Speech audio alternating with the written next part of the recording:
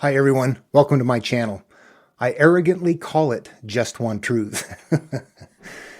I have this idea that every religion in the world nests the same personal teaching. And I believe I found the keys to find that, and I'm sharing them with people. So Just One Truth is really about that. I have this idea now that religious texts come in layers, and the religious layer is not the deepest layer. It's not the personal inward layer. And that ultimately, if you don't see that in your religion, but you live in that world where I believe my religion is the only right one and everybody else is wrong, that not only do I not understand what anybody else's religion contains, but I don't even understand what my religion contains. I'm not going to go through the procedure again that I used to unlock the verses. I'm just going to jump right into it because I've done that through a lot of videos. I'll put a link below to video number 2 in this campfire series of campfire chat series of videos that I'm making, and you can catch up to where we are. I'll try to keep them short. Okay, for everybody else, we're standing in the door. We are at that point where we've woken up. We realize, oh no, my life is unfolding because of me. All the cyclical failures that are happening is because of something that I'm holding inside of me that I don't want to face. And I've come to terms with the realization that I might have to do something different in life. I'm going to have to go inside and look inward, take the inward path instead of the outward path. And that's where we're standing. And we're exploring the idea that this is that metaphoric doorway that is taught of in religions, this gateway, this sort of a place between the conscious and the subconscious, or in their world it would have been probably the carnal mind and the soul. They didn't know we had a brain, so they're looking at things happening in the background going, yeah, there's your soul right there that's operating on its own. I also approach this and I realize it's much to the chagrin of a lot of people. A lot of people. I approach it without supernatural. I don't invoke any because God, because spirit, because anything. I don't do that. When I was a little kid and I was told to believe in God, and I did, and I believed those things. And life was happening in such a way for me that it was not okay. And I wanted to know, why was I so hurt? Why were things not working out okay? Man, I was told, yeah, well, people are born sinners. You know, it's Adam's fault. Ask God for forgiveness. And so you do. I don't know what I did, but please forgive me. Please make it okay. I'm sorry. I will do whatever it takes. And nothing happened. It seems like it gets worse. And at some point you go, boy, that's not working. I need to find something else. I don't know how to be healed. I don't know how to not be hurt. I asked for it and it doesn't work. Later on in life, you're seeing a psychologist trying to figure out something, and you work through something and you feel better about it finally, and you go, bam, that's it right there. I was able to accomplish in my mind through a thought process and an acceptance process, something that as a child, when I was told just turn it over to God, that never made me feel better. There's an internal thing, there's an internal process, and when you don't take care of those things, they can act out. If this applies to you, people that haven't had issues, please feel free to look along. If you're somebody that hides problems, this is for you. I found a way to get my own out. Again, it's a personal, internal thing. All right, what I want to do first off is say, is there precedent in their teaching? Can we look at what they wrote that gives us confidence that they're pointing that direction? I'll tell you right now that what we know is that the way the brain works, that when we have conflicting thoughts, I like this, I hate that, here's something I'm ashamed of, here's something that I don't want to show, these conflicts, as they come to our consciousness, as they emerge from the recesses of where they're hidden, they activate processes, electrical processes inside of us that create flows from glands that make us feel like crap. You know, we can see this happening, but it's a mental process that makes you feel that way. Your emotional state tells you kind of that there's a motivating problem back there. Okay, and right now I want to continue to do my best to just hand you tools, and those are really just knowledge. That's all you can do is weigh and evaluate things and decide whether or not it sounds okay for you. And that's where I want to talk about the demonstrable idea of this. That, I've used that term before, that supernatural is something you cannot demonstrate. You cannot prove or show that to anybody. They have to believe it or not. And even if you see some effect that somebody tells you comes from something beyond, all you really know is that you saw an effect. You don't know where it came from. So that's one extreme where you cannot demonstrate something. You can just infer that because of some sensation or because of some experience that perhaps that could have happened. To really solidly demonstrate something, you could, like I remember showing my daughter how to change a tire on her car. I'm demonstrating how to do it. Here, sweetheart, let me show you how this is done. And she can watch and her friends can watch and they can all look at that and say, yeah, I see that. Okay, I know what to do. That's a very physical demonstration, a teaching thing. This kind of fits in between. This one is not something I can show you.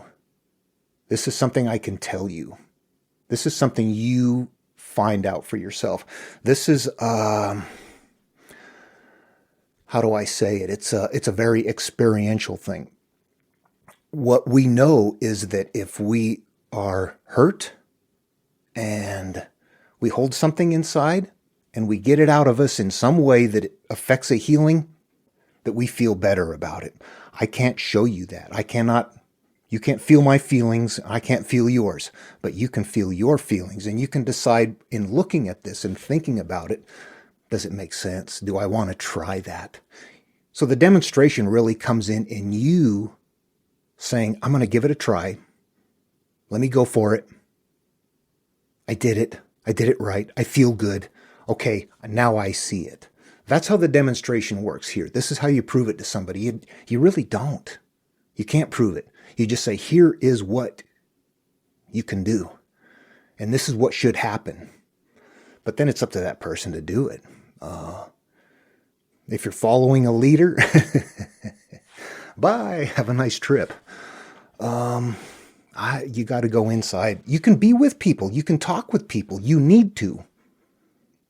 You're really working out a process. I mean, it sounds like this magical, mystical thing because I'm kind of bringing it from their understanding up to our day. But ultimately, you're just going into your thought processes and you're changing the way you feel about things that continue to affect you in an adverse way because you recognize that that's what's going on. And you decide that I'm so tired of this crap that I'm going to do something about it. And you have to kind of get to that point. So the stuff is very hard to get to. I can tell you mine was a molestation, and I was like in my 30s before I was ever ready to admit to this childhood experience. I had spent years and years and years practicing and building the shame for that. It was horrible. Whenever I thought about it, it was, you know what? It doesn't matter. You take your experience. I'm just telling you mine. I want you to know that this is what I did when I was in there, because this is what someone told me. Okay, so as I get ready to deal with it, what I notice is that as I start facing it and I get closer and closer to it, it gets worse and worse and worse. When you don't think about it, you're doing something else and it's put away, it doesn't even bother you.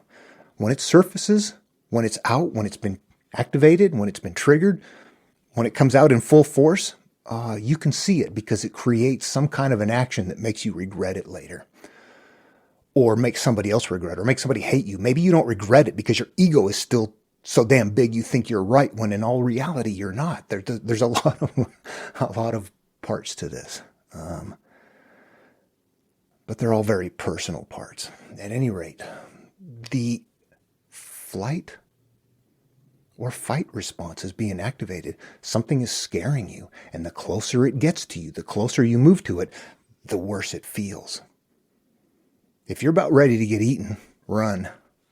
But if you realize, okay, this is being activated because it's the only mechanism my body has to display to me that there's a problem, that I've got a confusion about something, and it's the mechanism that tells me, and I realize that the pain that I'm going through and that these cyclical experiences are because of this right here, and the more I have to face it, the worse it feels.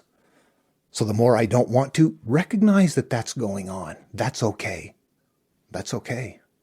That's all that's happening. The closer you get to telling somebody or to admitting something. Daisy, somewhere on one of these videos, you you admitted to something and said it made you feel wonderful. And yeah, that's it right there. That's what happens. When you get through it, you suddenly go, oh my God, I burst through a doorway. You will feel elevated. You've taken that first step up Jacob's ladder, the first step up the mountain, the first step towards purity. And is there precedent in verses as I say these things?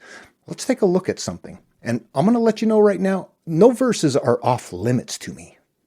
I don't live in that world of my religion is right and your religion is wrong. I live in a world of holy smokes. There's a whole collection from around the world from wise people who nested things inside of religions and stories and myths for a people at a time and place, and I want all of it. Okay, so I'm going to go to the Gospel of Philip right here. The Gospel of Philip is from the Nag Hammadi, and I want you to read this and use everything that we've been talking about up to this point and just look at and see how this is unfolding as I read it. Most things in the world, as long as their inner parts are hidden, stand upright and live. If they are revealed, they die, as is illustrated by the visible man. As long as the intestines of the man are hidden, the man is alive. When his intestines are exposed and come out of him, the man will die. So also with the tree. While its root is hidden, it sprouts and grows. If its root is exposed, the tree dries up. So it is with every birth that is in the world, not only with the revealed, but with the hidden.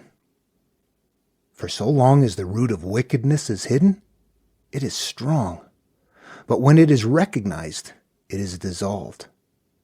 When it is revealed, it perishes. That is why the word says, already the axe is laid at the root of the trees. That's from Matthew 3:10 in the Christian Bible.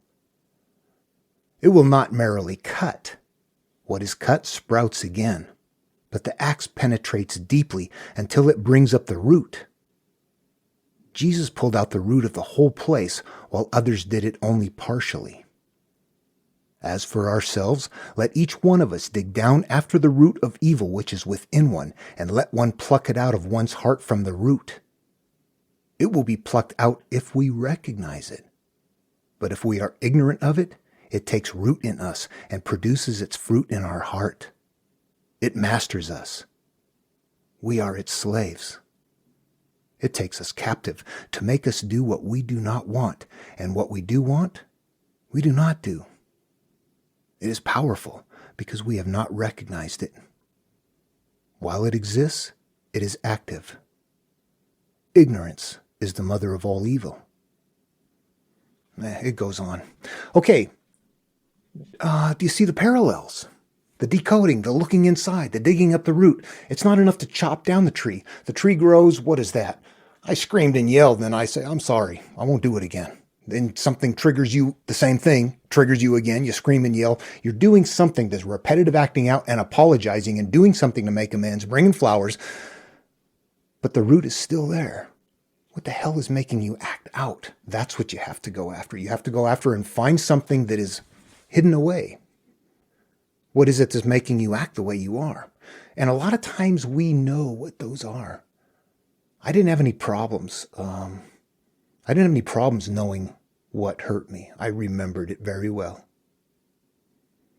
I think understanding this, though, that as much as it feels not good to do, that understanding that as you go through it, I experienced this kind of a roller coaster ride. As you get close to surfacing something, ooh, you feel really bad. You don't want to do it, but you recognize, okay, that it wants to win.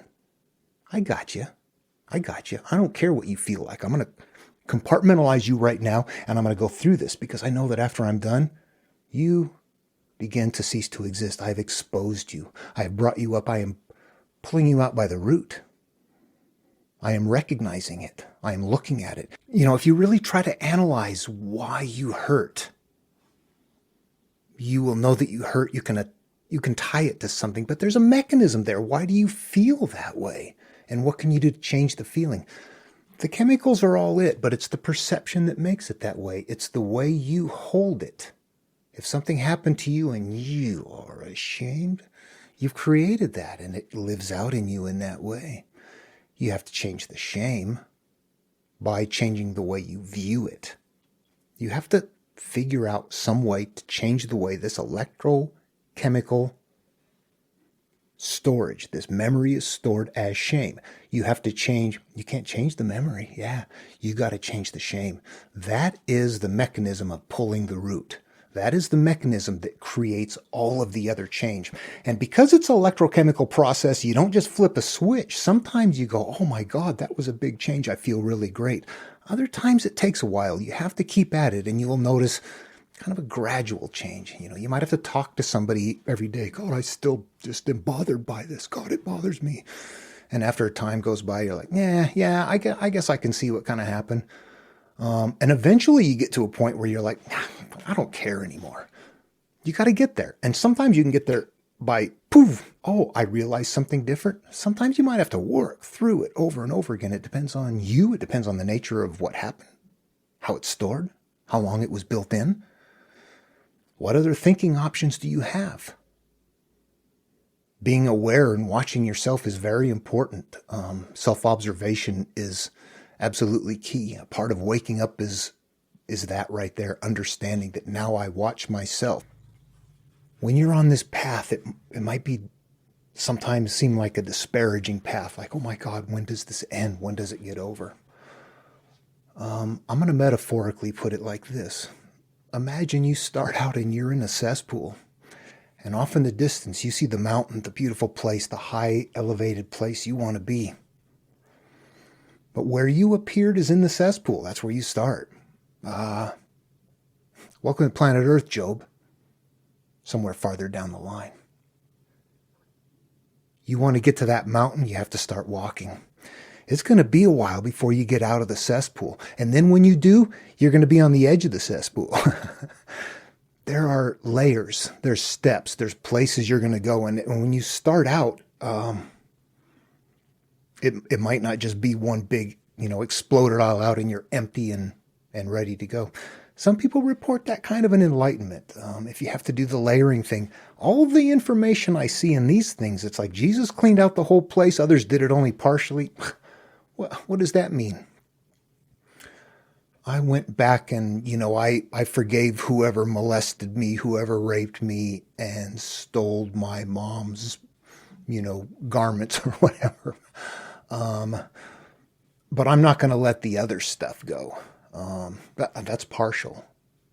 Complete is what? Okay, I'm not screaming and yelling about this anymore, but I'm snapping about something else. And now I'm snapping about something else. There's something else that I'm acting out with that it's like, why am I doing this? I don't want to be this person. You're still walking that path. And it's up to you to keep walking it. And people around you can get tired. What does Jesus say? Forgive somebody 7 times, 70 times? I don't know how many times with my wife I say, God, I'm sorry. I snapped at you like that. When I was a little kid, that was my way of being wired. It was that way. And it becomes kind of a go-to. You look at it and realize where it comes from. You're like, God, I see the mechanism of that. In cases like that, it's really difficult for me to make the change. What I realize is that is a place where I was conditioned repeatedly. And I have to catch it every time. And I have to apologize every time. And I have to think about it every time. And it gets shorter and shorter every time. And it's not there. I still will snap and do that kind of stuff. It's not. I didn't find anything easy. And I'm telling you everything that I'm finding. I know a lot of people are not very happy about leaving behind supernatural concepts. And I think that bringing those along can perhaps be an impediment because you start looking for answers outside of yourself. I think I believe that everybody that ever existed on this planet was like everybody that ever existed on this planet, that we've never had anybody special from off-world anywhere coming in to get us started somewhere. I believe we're here and that this is how it works and that people figured it out and they're passing it along in the best possible way. And that's absolutely tangible. But it's not as exciting, and it doesn't help me find my brother. I know. I hope somebody finds another layer. I hope somebody finds keys that I haven't found yet. I want there to be more to this. But I'm going to take what there is, because if you follow all of these teachers, you know, they're all about love and peace and kindness and compassion. What if there's a God? Would God be the person that says, I want you to worship me? Or would God be the person that says, man, I want to see you in action when nobody's paying attention? When you're on your own, what are you like? What's your quality when you're not scared of me? I'd be more interested in being that person and taking my chances dying with that attitude behind me than, well, there's a lot of other options anyway. I don't know where to go from here. Leave some comments below, please. Love one another, everybody. I'll see you in the next video.